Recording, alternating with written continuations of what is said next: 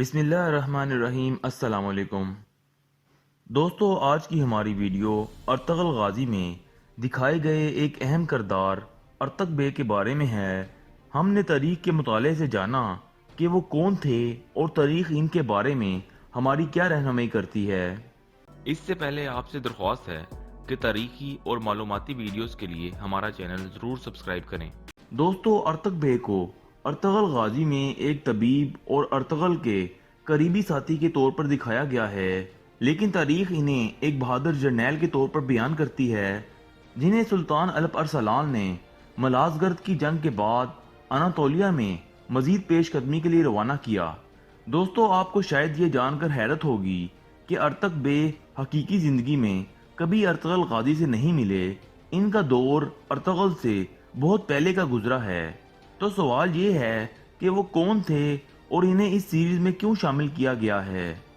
دوستو، ارطغ بے دراصل سلطان الپ ارسلان کی فوج میں ایک انتہائی اہم کمانڈر تھے جنہوں نے 1071 میں ملازگرد کی جنگ میں فیصلہ کن کردار ادا کیا تھا۔ یہ وہی جنگ ہے جس نے اناطولیہ میں بازنطینیوں کی کمر توڑ کے رکھ دی اور ترکوں کی آباد کاری کی راہ ہموار ہوئی۔ ملازگرد کی جنگ کے بعد سلطان الپ ارسلان اپنے آبائی علاقوں کی فتح کے لیے روانہ ہوئے، جبکہ انہوں نے اناطولیہ میں مزید پیش قدمی کے لیے فوج روانہ کی۔ ارطغ بے اسی فوج میں کمانڈر تھے۔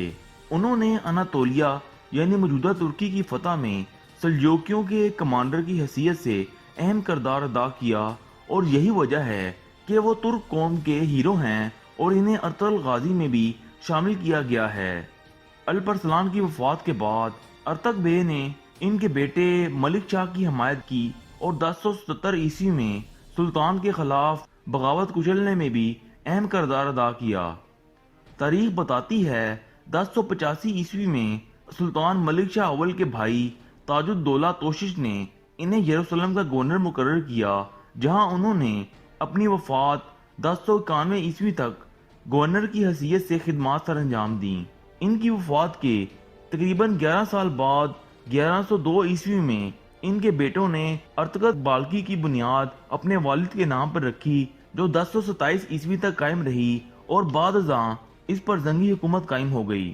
بہرحال دوستو، ان کی وفات کے بعد ان کے بیٹے سکمان ابن ارطغ یروشلم کے گورنر بن گئے اور 1098 تک وہاں کے گورنر رہے۔ وہ اپنے والد کی طرح ایک بہادر جنگجو اور انتظامی امور کے ماہر تھے۔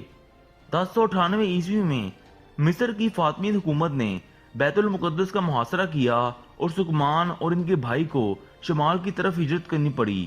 اس سے اگلے سال 1099 میں صلیبی جنگوں کا آغاز ہو گیا اور صلیبی فوجوں نے صرف ایک سال بعد ہی 1099 میں یروشلم کا محاصرہ کر لیا اور فاطمی حکومت نے ہتھیار ڈال دیے، اور اس طرح یروشلم، جو حضرت عمر فاروق رضی اللہ عنہ کے دور حکومت میں فتح ہوا تھا، پہلی بار مسلمانوں کے ہاتھوں نکل کر عیسائی قبضے میں چلا گیا اور صلیبی جنگوں کا ایک طویل سلسلہ شروع ہو گیا۔